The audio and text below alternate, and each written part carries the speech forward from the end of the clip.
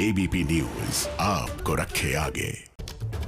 नमस्कार, सुबह के 10 बजे एबीपी न्यूज पर हाजिर हूं मैं रुमाना इसार खान। विनायक दामोदर सावरकर एक बार फिर चर्चा में है ये नाम। इनके नाम पर उत्तर प्रदेश में सियासी बवाल मचा हुआ है और इसकी वजह विनायक सावरकर की एक तस्वीर, वो तस्वीर जो कि उत्तर प्रदेश की विधान परिषद की गैलरी में लगाई गई। दरअसल ये जो गैलरी है वो अभी हाल में नई बनी है। उद्घाटन इसका खुद उत्तर प्रदेश के सीएम योगी आदित्यनाथ ने किया था। विधान परिषद की गैलरी में सावरकर की तस्वीर लगाने पर कांग्रेस और समाजवादी पार्टी दोनों ने आपत्ति जताई है। बीजेपी सावरकर की तस्वीर लगाए जाने को सही बता रही है, लेकिन विपक्षी पार्टियों ने आजादी के आंदोलन में सावरकर की भूमिका पर ही सवाल उठा दिए और इसीलिए विधान परिषद की गैलरी में उनकी तस्वीर पर ऐतराज जताया है। इस पूरे विवाद पर एक डिटेल्ड रिपोर्ट देखिए पहले।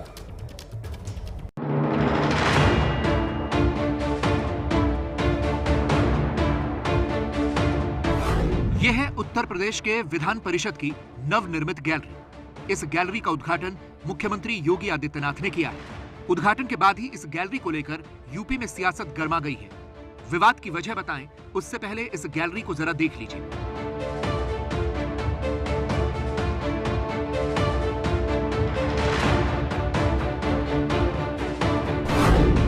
इसी गैलरी में एक तस्वीर लगाई गई है स्वतंत्रता सेनानी विनायक दामोदर सावरकर की, जिसको लेकर कांग्रेस ने ऐतराज जताया है। कांग्रेस के एमएलसी दीपक सिंह सावरकर की तस्वीर को हटाने की मांग कर रहे हैं। दीपक सिंह ने इसको लेकर विधान परिषद के सभापति को चिट्ठी लिखी है। उत्तर प्रदेश विधान परिषद की नवनिर्मित गैलरी का आज मुख्यमंत्री योगी आदित्यनाथ ने लोकार्पण किया और मैं आपको दिखाना चाहूँगा कि बहुत ही सुंदर तरीके से इस गैलरी को सजाया गया है। विधानसभा के तमाम चित्र इस नवनिर्मित गैलरी के जो दीवारें हैं उस पर लगाए गए हैं। बेहद रंग बिरंगे फूलों से इसको सजाया गया है और आज सुबह विधान परिषद के तमाम सदस्यों के बीच में मुख्यमंत्री योगी आदित्यनाथ ने आकर इस गैलरी का लोकार्पण कार्यक्रम संपन्न किया है। और भीतर की तरफ आपको लेकर चलूँगा, जहां आपको दिखाऊंगा कि तमाम महापुरुषों के तमाम जाने पहचाने चेहरे यहां पर लगाए गए हैं। छत्रपति शिवाजी से लेकर चंद्रशेखर आज़ाद समेत स्वामी विवेकानंद और ऐसी पूरी जो गैलरी है उसमें इस तरह के चित्र लगाए गए हैं और इन सभी महान लोगों के बारे में कुछ लाइनें भी दर्ज की गई हैं, जिसमें बताया गया कि उनका भारत के इतिहास में किस तरह का योगदान था। जिसके बाद अब यूपी में नया हंगामा मच गया है। कांग्रेस नेता दीपक सिंह के बयान पर बीजेपी नेताओं ने पलटवार किया है। डिप्टी सीएम दिनेश शर्मा ने कांग्रेस को स्वतंत्रता सेनानियों के नाम पर राजनीति नहीं करने की नसीहत दी है। देश को और उत्तर प्रदेश को सावरकर जी के वीर होने पर आपत्ति इसलिए है, सावरकर जी का शुरुआती जीवन देश के साथ था, लेकिन जब जेल में उन्होंने इतना ही सही, उसके बाद अंग्रेजों के साथ खड़े हो गए और हमारे देश की आज़ादी में उन्होंने भारत की तरफ से भूमिका नहीं निभाई, अंग्रेजों के साथ खड़े भूमिका निभाई। उन्होंने नेता सुभाष चंद्र बोस जी की का जो आह्वान था उसके खिलाफ युद्ध का माहौल बनाया। अंग्रेजों भारत छोड़ो का खिलाफत की, उन्होंने पूर्ण स्वराज के खिलाफ बयानबाजी दी। दो राष्ट्र की बात करने वाली जिन्ना के साथ खड़े होकर बयान दिया, तो देश उन्हें वीर नहीं मानता। तो वहीं बीजेपी के एमएलसी विजय बहादुर का कहना है कि जिस समिति ने गैलरी के पुनरुद्धार का काम फाइनल किया है उसमें खुद कांग्रेस एमएलसी दीपक सिंह शामिल थे, तो दीपक सिंह ने तब चित्र को लेकर आपत्ति क्यों नहीं जताई। मैं समझता हूं कि वीर सावरकर ऐसा क्रांतिकारी भारत में हो, ये भारत के लिए गर्व की बात है। कितने सालों तक का दो भाई, सगे भाई जेल में बंद रहे हों और एक दूसरे को पता नहीं रहा हो 10 सालों तक कि हम दोनों यहाँ पर बंद हैं। डबल आजाद कारावास की सज़ा एक साथ जो भुगता हो देश की आज़ादी के लिए, उस व्यक्ति के बारे में कहना मैं समझता हूँ कि ये अनावश्यक है और ऐसे बयानबाजी से लोगों को बचना चाहिए। इस प्रकार की राजनीति ठीक नहीं है। कुल मिलाकर बात यह है कि कांग्रेस पार्टी ने सावरकर के स्वतंत्रता संग्राम सेनानी होने पर सवाल खड़ा करते हुए उनके चित्र को गैलरी से हटाने की मांग की है, जबकि बीजेपी उनके चित्र को गैलरी में लगाना गौरवपूर्ण बता रही है। यह निर्णय सभापति का है और दीपक सिंह जी उसी सदन के सदस्य हैं और जहां तक मेरी जानकारी है जो समिति बनी थी उस समिति के भी वो सदस्य हैं। निर्णय सभापति का है, महापुरुषों का चित्र लगा है, स्वामी विवेकानंद, अशफाक उल्लाह खां, गंगू वाल्मीकि। आप पूरी वीथिका को देखेंगे तो स्वतंत्रता आंदोलन से जुड़े लोगों का विषय है और अगर ये विषय है तो निर्णय सभापति का है, सभापति के निर्णय पर वो सवाल उठा रहे हैं। आपको बता दें कि कांग्रेस और बीजेपी के बीच इस सियासी घमासान के इनसाइड स्टोरी ये है कि यूपी में 12 सीटों पर विधान परिषद के चुनाव की प्रक्रिया शुरू हो चुकी है। ऐसे में सावरकर के मुद्दे को लेकर उत्तर प्रदेश में सियासी संग्राम छिड़ा है।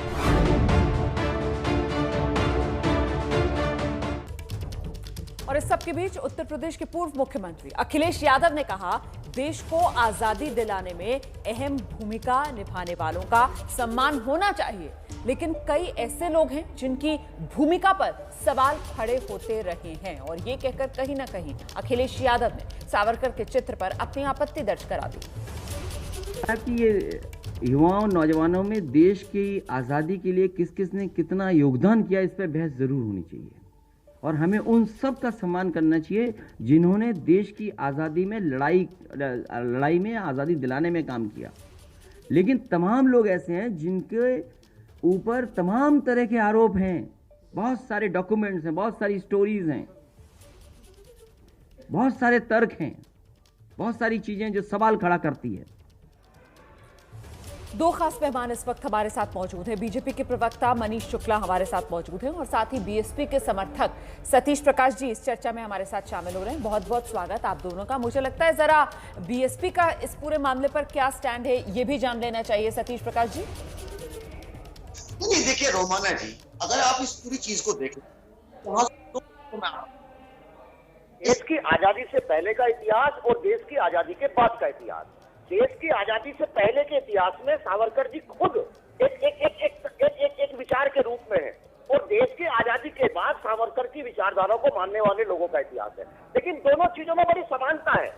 तब भी सावरकर ने तमाम भारतीय जो सोसाइटी है उसको हिंदू मुसलमान में बांटा।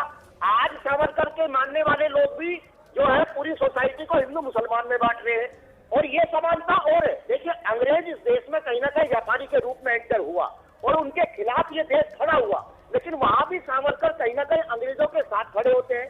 और बाद में जब काले अंग्रेज जो व्यापारी के रूप में आज इस देश में विद्वान है, आप देखेंगे कि यहाँ भी सवाल यहाँ पर ये बड़ा है, सवाल यहाँ पर ये बड़ा है कि आपको आपत्ति वीर सावरकर से या आपको आपत्ति बीजेपी से है? नहीं, देखिए हमको सुनिए, हमको एक विचार है। देखिए, एक विचार जो इस देश को तोड़ता हो। देखिए रोमाना जी, इस देश में आजादी की लड़ाई लड़ी गई, लेकिन इस देश में आज तीसरी आजादी की लड़ाई इस देश की जनता लड़ रही है। किसान इस देश का सड़कों के ऊपर है। ऐसी स्थिति अब आप आ गए अपने उसी एजेंडे पर, अब आप आ गए अपने उसी एजेंडे पर सरकार को घेरने वाले पर। और मैं तो इसीलिए आपसे पूछ रही थी कि भाई आपका मुद्दा जो है वो सावरकर को लेकर आपका विरोध है या बीजेपी को लेकर आपका विरोध है? क्योंकि यहाँ पर आप जो इतिहास का पाठ पढ़ा रहे हैं सर, आजादी से पहले का भारत, आजादी के बाद का भारत, आजादी के बाद के भारत में सर कांग्रेस नेता पूर्व प्रधानमंत्री इंदिरा गांधी वो उनको क्रांतिकारी और भारत माता का एक बड़ा होनहार पुत्र बताती हैं। डाक टिकट उनके सम्मान में जारी किया जाता है सर, 11,000 रुपए चंदा दिया जाता है इंदिरा गांधी के अपने अकाउंट में से। तब तो आप में से किसी ने कोई सवाल नहीं उठाया। कुल मिलाकर विरोध बीजेपी का। मैं एक मिनट बीजेपी के नेता के पास चलती हूँ। मैं मनीष शुक्ला से एक रिएक्शन लेती हूँ सर। जहाँ से देश टूटता हो सर, मैं मनीष शुक्ला से एक रिएक्शन लेती हूँ, उसके बाद आपके पास दोबारा। मनीष शुक्ला जी, ये पूरा विवाद आपकी नजर में क्या है?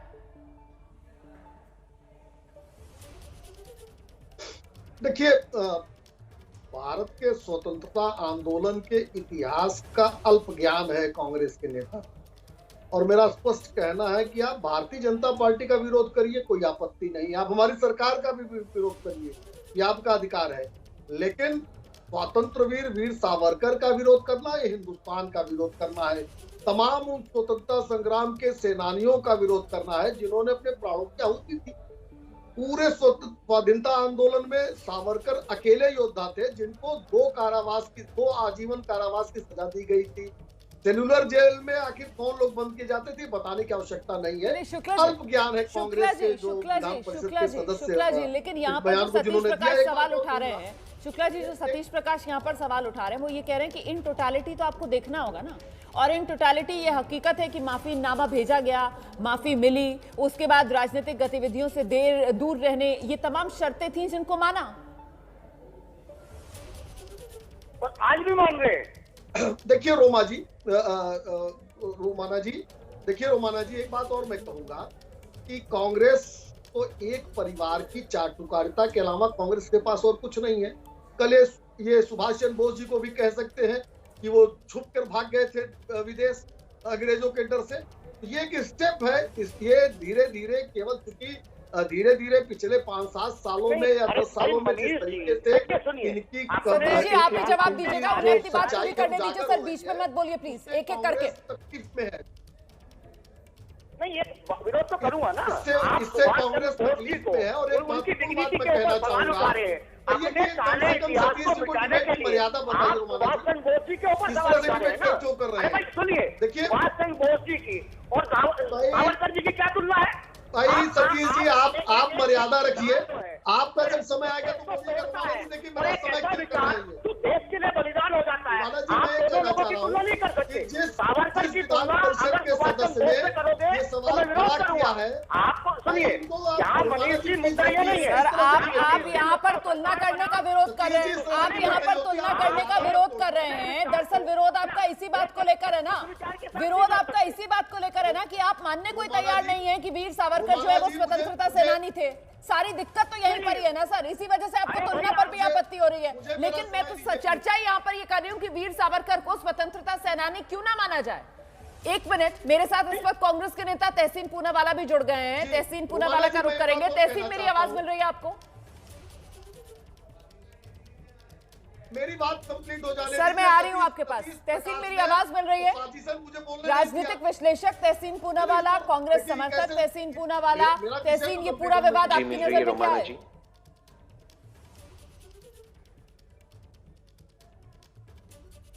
मिल रही है, बहुत क्लियर मिल रही है, बहुत साफ मिल रही है।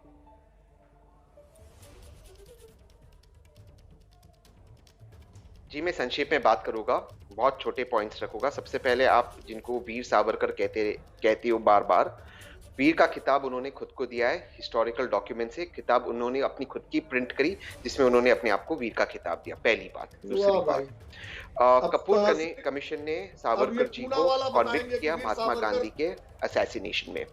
हम सब सरदार पटेल को तो मानते हैं। फरवरी 27 को सरदार पटेल महात्मा गांधी जी की हत्या के बाद ये है। I request you please, request you, मैं ऐसे डिबेट नहीं, ऐसे चर्चा नहीं हो सकती है ना। मनीष शुक्ला जी, अभी आपको दिक्कत हो रही थी जब सतीश प्रकाश बोल रहे थे, जवाब दे रहे थे। अब आप भी वही काम कर रहे हैं। अब जी मैं ऐसे डिबेट नहीं कर सकता हूं। वाले को सुन लीजिए, उसके बाद आपके पास आऊंगी। बीच में बोलते रहेंगे तो चर्चा हो नहीं पाएगी ना। आइए तहसीन पूनावाला। भाई मेरी बात तो पूरी होने दीजिए।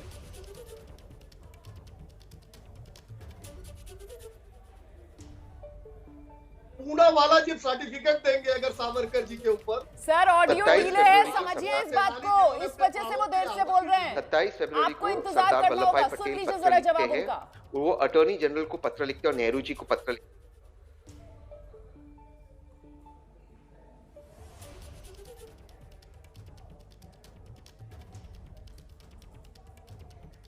27 फरवरी को सरदार पटेल पत्र लिखते हैं अटॉर्नी जनरल उस वक्त भारत के और और जवाहरलाल नेहरू को, ये कहते हुए कि मुझे इस बात में कोई शक नहीं है कि महात्मा गांधी के कत्ल के पीछे सरदार पटेल का हाथ था। वो पत्र मैं आपको अंग्रेजी में पढ़कर भी सुनाता हूँ। ये इसलिए सावरकर उस वक्त कोर्ट से बरी हो जाते क्योंकि विटनेस नहीं होते। लेकिन कपूर कमीशन के टाइम पे 1965 में जब कपूर कमीशन फॉर्म होता है, वो सारे विटनेसेस सामने आते हैं और गन किस तरह से प्राप्त हुई, किस तरह से सावरकर ने वोट से और आपते को आशीर्वाद दिया, क्या क्या बातचीत हुई, ये सब कुछ कपूर कमीशन में रिकमेंडेड है। लास्ट चीज, इस देश के विभाजन के पीछे दो लोगों का हाथ था। सबसे पहले सावरकर ने ये थियरी रखी थी कि देश के दो हिस्से होने चाहिए। उसके बाद जिन्ना ने रखी थी और जिन्ना के रखने के बाद सावरकर पूना के अंदर प्रेस कॉन्फ्रेंस करते हैं और कहते हैं कि जिन्ना की ओरिजिनल थियरी नहीं, मेरी ओरिजिनल थियरी है। सावरकर को अब आप उनके तस्वीर को आप पार्लियामेंट में ऑलरेडी डाल दिए, यूपी असेंबली में डालना चाहते हैं, आपको बताए हो। लेकिन ये क्यों हो रहा है? क्योंकि ये लोग नहीं चाहते कि जो देश के आज के मुद्दे यानी कि प्राइस राइज, किसान, पेट्रोल के दाम 90 रुपए और आदित्यनाथ जी के राज में जो महिलाओं पे अत्याचार हुआ उस पर डिबेट हो, इसलिए वो लोग करते हैं। सवाल ये आप कपूर कमीशन की बात करते हैं, सवाल ये कि आप भूल जाते हैं कि उसके बाद 1965 के बाद 1970 आता है ना, और तब इंदिरा गांधी जो हैं तत्कालीन प्रधानमंत्री, वो तो रिमार्केबल सन ऑफ इंडिया कहती हैं, वो तो डाक टिकट जारी करती हैं, वो तो स्वतंत्रता सेनानी स्वीकार करती हैं वीर सावरकर को, वो तो अपने निजी खाते से 11,000 रुपए का चंदा तक देती है उनके स्मारक के लिए। तो आप यहां पर विरोध किसका कर रहे हैं?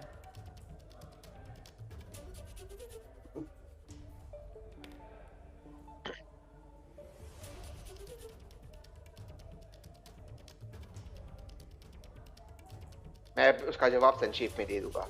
मैं समझता हूं इंदिरा जी ने जो किया मेरे हिसाब से वो गलत था, उनको रिकॉग्नाइज नहीं करना चाहिए था, ये पहली बात है। और दूसरी बात मैं ये भी मानता हूं कि सावरकर के बारे में एक बात कहा जाता है कि ये सेल्यूलर जेल के अंदर थे। मैं बीजेपी के जो प्रवक्ता उनसे बड़े विनम्रता से पूछ सकता हूँ, सेल्यूलर जेल में 101 लोग फांसी पर चढ़े। इंदिरा गांधी आप ने जानते जो हैं कहा कि सावरकर किया जी वो की तरह गलत उनको किया, भी तो फिर आप ऑप्शन दिया था, 104 लोगों को कहिए ना ऑप्शन दिया कि था। कांग्रेस आप पार्टी के बड़े माफीनामा नेता लिखिए, आए और फांसी माफी पर मांगे वो कि 101 गलत शाहिद इतिहास खान जो है वो देश के सामने अफजल कांग्रेस खान के राज में रखा गया। कांग्रेस ने एक गलत नैरेटिव देश को परोसा, फिर उसके लिए तो कांग्रेस को माफी मांगनी चाहिए, राहुल गांधी को माफी मांगनी चाहिए कि इंदिरा गांधी ने गलती की। बापू का हत्यारा जिसको आप करार देने पर यहाँ पर तुले हुए हैं, उसका सम्मान इंदिरा गांधी क्यों कर रही थी? ठीक है, मैं अपनी बात ठीक है मैं ठीक ठीक ठीक मैं अपनी बात समाप्त कर लेता हूँ। ये अजीब न्यू इंडिया है कि हर चीज के लिए राहुल गांधी को माफी मांगनी चाहिए और नरेंद्र मोदी से सवाल नहीं पूछते। मैं अपनी बात समाप्त कर देता हूँ। सेल्यूलर जेल के अंदर 104 लोगों को ये ऑप्शन दिया गया था कि वो माफीनामा मांगे, लेकिन उसमें से सिर्फ एक व्यक्ति ने वो ऑप्शन दिया, उसका नाम था लेकिन अगर आज बीजेपी के राज में वीर सावरकर का सम्मान हो रहा है तो आप लोग सब सवाल उठा रहे हैं। या तो फिर ये स्वीकार कीजिए कि ये वीर सावरकर पर सवाल नहीं है, ये सिर्फ बीजेपी पर सवाल है कि कांग्रेस वो चाहे तो सम्मान कर ले, लेकिन बीजेपी अगर सम्मान करेगी तो हम ये बर्दाश्त नहीं करेंगे। मतलब जिसे कांग्रेस पार्टी चाहे वही इस देश में स्वतंत्रता सेनानी माना जाएगा, आप लोग जो चाहें वही इतिहास सच होगा। ये तो एक लकीर खींचनी पड़ेगी ना तहसीन पूनावाला। मानता हूं कि कांग्रेस ऐसा तो नहीं हो सकता, डिबेट ऐसे तो नहीं हो सकता। ऑडियो में दिक्कत आ रही है, कुछ दिक्कत आ रही है। इसे क्या कहा जाएगा अगर राजनीतिक नजरिया जो है वो देश का नायक तय करने लगे, तो ये तो सर देश का दुर्भाग्य ही है। नहीं, देखिए सरकारों का काम नायक तय करना नहीं है, नायक आम जनता तय करती है। अगर जनता चाहेगी सावरकर जी की विचारधारा से अगर सहमत है तो उनको हीरो बना दे। सरकार का काम थोड़ा ही है, या सरकार नायक थोड़ा तय करेगी, इस देश की जनता तय करेगी। सर नायकों का सम्मान करना तो सरकार का काम है ना सर। मैं बार बार इस बात को दोहरा रही हूँ कि जब कांग्रेस की सरकार, इंदिरा गांधी जब सत्ता में, अगर वो वीर सावरकर को वीर माने, वो अगर उनको महान स्वतंत्रता सेनानी माने, वो उनके नाम पर डाक टिकट जारी करें, वो उनके स्मारक के लिए अपने निजी अकाउंट से चंदा दें, तब तो सर किसी को दिक्कत नहीं हो रही है। लेकिन क्योंकि अब यहाँ पर सत्ता में दूसरी राजनीतिक पार्टी है, अलग विचारधारा वाली पार्टी है, तो वही वीर सावरकर है, तो सबको सर तकलीफ हो रही है। सवाल तो बनता है ना। सुनिए देखिए रोमाना जी, कुछ चीजों को आपको जानना पड़ेगा। देखिए कांग्रेस और बीजेपी एक ही थैली के चट्टे बट्टे हैं। मान लो तमाम आरएसएस और तमाम बीजेपी के लीडर्स का उद्गम स्थान कहीं ना कहीं कांग्रेस ही है। और देश की आजादी से पहले अगर मुस्लिम को मुस्लिम लीग ने रिप्रेजेंट किया और इसी कांग्रेस ने हिंदुओं को रिप्रेजेंट किया। और दूसरी बात, देश आजाद हो गया। ठीक है। तो अब चलने दीजिए मुझे शुक्ला जी के पास। मैं मनीष शुक्ला जी के पास जाती हूँ। मनीष शुक्ला जी, कुल मिलाकर सतीश प्रकाश ही कह रहे हैं कि साहब कांग्रेस पार्टी को आप छोड़ दो, उनका विरोध नहीं है, क्योंकि ये तो जी आपस में मिले हुए हैं, बीजेपी कांग्रेस सब एक ही थाली के चट्टे बट्टे। लेकिन जो सवाल यहाँ पर सतीश प्रकाश उठा रहे हैं वो कह रहे हैं वो वाजिब है, सम्मान होना ही नहीं चाहिए था। जो पहले हुआ वो भी गलत, जो अब हो रहा है वो भी गलत। मनीष शुक्ला जी देखिए रुमाना जी, चर्चा के पहले दौर में एक बात रह गई थी। जिस विधान परिषद के सदस्य ने यह सवाल खड़ा किया है, स्वयं उस कमेटी में थे जो विथिका में कौन कौन से चित्र लगेंगे। सर सवाल उससे आगे बढ़ गया, वो कांग्रेस के थे और यहाँ पर कांग्रेस को नल एंड वॉइड कर दिया सतीश प्रकाश ने। अब बात सीधी आपकी और सतीश प्रकाश के बीच की हो रही है, इनका जवाब दीजिए आप। चर्चा आगे बढ़ गई है। मैं देखिए सवाल जहां से खड़ा हुआ वो विषय जरूर सामने आना चाहिए, क्योंकि ये पॉलिटिकल एजेंडा के तहत एक बात को कहा गया है। अब सतीश प्रकाश जी का विषय, वीर सावरकर के बारे में सतीश प्रकाश बताएं या और कोई लोग बताएं, ये मतलब न्याय नहीं है स्वाधीनता संग्राम के सेनानियों को। देखिए जो लोग भी ऐसे लोगों का विरोध कर रहे हैं, इनको अल्प ज्ञान है स्वाधीनता आंदोलन का। स्वाधीनता आंदोलन उन्होंने देखा ही नहीं, स्वाधीनता आंदोलन किस तरीके से चला, कौन कौन सी विचारधाराएं उसमें समाहित थी, गरम दल और नरम दल था, और किस तरीके से सर स्वाधीनता आंदोलन के उनमें से किसी ने भी नहीं देखा सर। ये तो हमारी खुशकिस्मती है कि हम सब आजाद हिंदुस्तान में पैदा हुए, लेकिन स्वाधीनता आंदोलन को सर हम लोगों ने पढ़ा और जाना तो है, उसी के आधार पर तो बात कर रहे हैं, उसी के आधार पर बात की जाएगी। अरे अपनी हिस्सेदारी बताओ ना, स्वतंत्रता आंदोलन में अपनी हिस्सेदारी बताइए। अच्छा देखिए, मुझे ये जानकारी मिल रही है कि एक और खास मेहमान हमारे साथ जुड़ रहे हैं, एक और खास मेहमान हमारे साथ जुड़ रहे हैं। सतीश प्रकाश जी प्लीज मनीष शुक्ला को अपनी बात पूरी करने दीजिए, उसके बाद अनुराग भदौरिया हमारे साथ जुड़ गए, मैं उनका रुख करूंगी। मनीष शुक्ला जी जल्दी से अपनी बात रखिए। सतीश प्रकाश जी से कहिए कि स्वाधीनता आंदोलन को कम से कम एक बार पढ़ के सामने आए कि फ्रीडम फाइटर्स के भूमिका पे सवाल खड़ा करने की हिम्मत नहीं कर पा रहे हैं। ये तो मैं बहुत आश्चर्यचकित हूँ कि अभी तहसीन पूनावाला ने कहा इंदिरा गांधी ने जो किया गलत किया। इससे बड़ा आश्चर्य का विषय तो आज ये ब्रेकिंग न्यूज है कि इनके पारिवारिक सदस्य, राहुल गांधी के पारिवारिक सदस्य ने आज इंदिरा गांधी को ही गलत बता दिया। सर तो मैंने तो कहा कि उनको माफी मंगवा लेनी चाहिए राहुल गांधी से, जब वो कह रहे हैं कि इंदिरा गांधी ने जो किया गलत किया। आपने सुना ही चर्चा किस तरीके से आगे बढ़ी है। अब मुझे लगता है अनुराग भदौरिया के पास हमें चलना चाहिए। अनुराग भदौरिया, ये पूरा विवाद जो हो रहा है उत्तर प्रदेश में सावरकर के नाम पर, ये क्या है? ये विचारधारा की लड़ाई है या फिर ये कोरी राजनीतिक रस्साकशी? बिल्कुल आपने सही कहा, एकदम राजनीतिक रस्साकशी है, क्योंकि इनको समाज के असली समस्या पे ध्यान भटकाना है भारतीय जनता पार्टी। मैं आपको सच बता रहा हूँ, आपने जो शब्दों का इस्तेमाल किया एकदम करेक्ट शब्दों का इस्तेमाल किया। भारतीय जनता पार्टी को देश की समस्या पे बात नहीं करनी है। देश की यहाँ पे जब यहाँ पे लगातार कोरोना काल से या बेरोजगारी से किसान रोड पे बैठा है, 50-60 किसानों की मौतें होगी, इसके बारे में भारतीय जनता पार्टी अनुराग भदौरिया आज के मुद्दे पर रहते हैं, जिस पर हम चर्चा कर रहे हैं आज। आप ये बताइए कि सावरकर की तस्वीर लगने पर आपको भी कोई एतराज है क्या? आप भी इस पर विवाद खड़ा करना चाहते हैं क्या? और अगर विवाद खड़ा करना चाहते हैं तो फिर बीजेपी की कहाँ जिम्मेदारी बनती है? फिर तो आप लोगों की जिम्मेदारी बनती है ना कि एक स्वतंत्रता सेनानी कांग्रेस के टाइम से जिसको सम्मान मिलता आ रहा है, अगर बीजेपी की तस्वीर लगाती है तो विवाद तो आप लोग खड़ा कर रहे हैं। अब आपने सुन लिया, मैं कहता रहा हूँ, आप तस्वीर लगाओ, तस्वीर निकालो, तस्वीर लगाओ, मकान बनाओ, बिल्डिंग बनाओ, नाम बदलो, आप चाहे खेती बदल दो, आप इतिहास बदल दो, जो बदलना बदल दो, लेकिन मेन बात यह है जो भारतीय जनता पार्टी नहीं करना चाहती, समस्या हमारे जो समाज की मूल समस्या है उस पर चर्चा न करके हर तरह की चर्चा करना चाहती है। मैं इनसे पूछता हूँ, समस्या समाज की मूल समस्या पर बात क्यों नहीं करते? क्या इस देश के अंदर समय मेरे पास इतना ही है। बहुत बहुत धन्यवाद आप सभी का इस चर्चा में मेरे साथ जुड़ने के लिए। तो कुल मिलाकर आपने देखा सावरकर का सवाल, उत्तर प्रदेश में ये बवाल। अब आप तय कर लीजिए खुद कि ये पूरा का पूरा बवाल जो है वो विचारधारा की वजह से या फिर ये कोरी राजनीतिक रस्साकशी है।